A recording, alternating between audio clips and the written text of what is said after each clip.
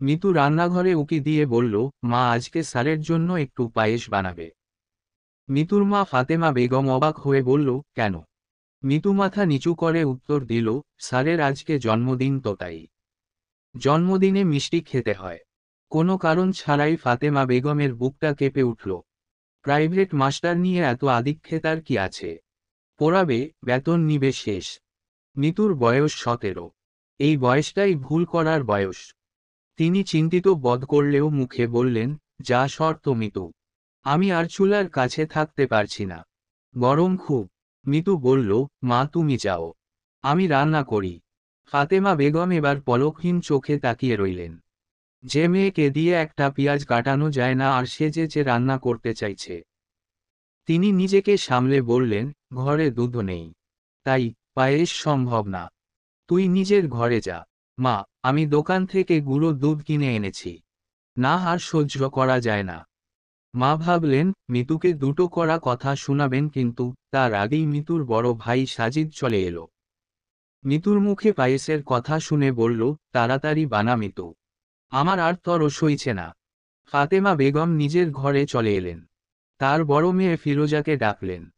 বললেন, মিতুর জন্য আরেকটা টিচার খুঁজে দে।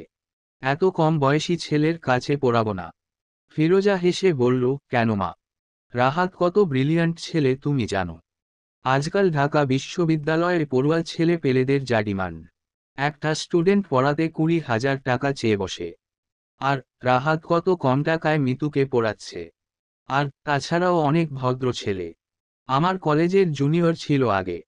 আমি তো চিনি ওকে। আহা, তুই বুঝতে পারছিস না ফিরোজা। মিতুর ভাবসাব আমার ভালো লাগছে না। প্রতিদিন এই ছেলে আসার টাইম হলে ও সাজগোজ করে বসে থাকে। আর হা হা, চুপ করো তো মা। তোমার কথা শুনে আমার হাসি আসছে। তুমি কি বুঝাতে চাইছো? মিতু রাহাতের প্রেমে পড়েছে। মা, মিতু একটা বাচ্চা। 2 দিন আগেও চোখে সাবান দিয়ে কাঁদতো স্কুল না যাওয়ার জন্য। মিতুর বয়সেই আমি তোর বাপের সংসারে এসেছিলাম বউ হয়ে, বুঝলি? তুই মিতুকে কিছু বল। আমি কি আর ডিরেক্ট বলতে পারি?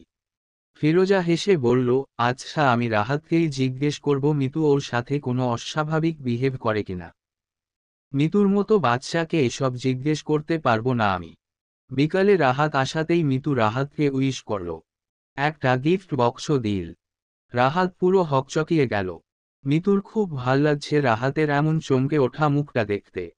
মিতু আজ খুব সুন্দর করে সেজেছে। কপালে টিপও পড়েছে। কিন্তু রাহাত একবারও তাকাচ্ছে না। মিতুর এত কষ্ট হচ্ছে। একটা বার তাকালে কি হয়? এত বেশি ভদ্র হতে বলেছে ওকে। একটু তো 2-1 অপ্রাসঙ্গিক কথাও বলতে পারে নাকি? এত চুপচাপ ইন্ট্রোভার্ট ছেলে মিতু কখনো আগে দেখেনি। একটু পর মিতু রাহাতকে পায়েস খেতে দিল। রাহাত বিস্ফোরিত চোখে তাকিয়ে বলল, এই এই আমি মিষ্টি জিনিস খাই না। একদম ভালো লাগে না। মিতু চোখের পানি আটকাতে সিলিংয়ের দিকে তাকিয়ে বলল, না খেলে না খাবেন, জোর তো করছি না। মিতুর অভিমানী ভাষা রাহাত বুঝল না, পড়ানো শুরু করে দিল। হঠাৎ এমন সময় মিতুর বড় আপা ফিরোজা রুমে ঢুকল। বলল, রাহাত একটু কথা আছে তোমার সাথে। মিতু তুই বাইরে যা। আর রাহাত তুমি পায়েস খাচ্ছ না কেন? রাহাত বলল, আপনি রেঁধেছেন পায়েস।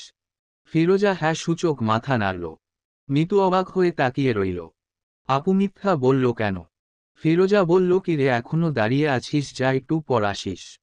মিতু ঘর থেকে বেরিয়ে দরজার আড়ালে দাঁড়িয়ে রইল, কি কথা বলবে আপু? মিতু কিছু শুনতে পাচ্ছিল না। কারণ ওরা অনেক আস্তে কথা বলছিল। রাহাত খুব হেসে হেসে কথা বলছিল, একদম কোনো জোরতা নেই রাহাতের মধ্যে, অথচ মিতু লক্ষ্য করেছে রাহাত খুবই লাজুক। তার সাথে কথা বলতেও লজ্জা পায়। ফিরোজা চলে যাওয়ার পর মিতু এসে পড়ার টেবিলে বসল। মিতু দেখল রাহাত এখন পায়েস খাচ্ছে। খাওয়া শেষ করে বলল, তোমার আপুর রান্না তো অনেক মজা। মিতু বলল, হুম।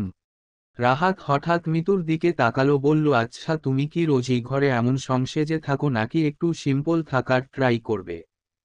মিতু বলল, কেমন সিম্পল? ফিরোজা আপুর মতো। রাহাত অবাক হয়ে তাকিয়ে রইল। মিতু আবার বলল, আজকে পড়তে ভালো লাগছে না ভাইয়া, মাথা ব্যথা করছে। বলতে বলতেই মিতুর চোখ বেয়ে 2 ফোঁটা পানি পড়ল। রাহাত চিন্তিত মুখে বলল, এই তোমার তো সিরিয়াস মাথা ব্যথা। যাও, পড়তে হবে না আজ। তোমার আপুকে জিজ্ঞেস করে ওষুধ খাও। মিতু দৌড়ে পড়ার ঘর থেকে বেরিয়ে এলো। চলবে। সন্ধ্যাতারা। লেখক শাপলা। ফ্যানপোস্ট লেখালেখি। Posted by Tasmima. মন ছুঁয়ে যেতে নতুন নতুন গল্প পেতে আমার আইডি ফলো করে রাখুন আফরিন জাহান।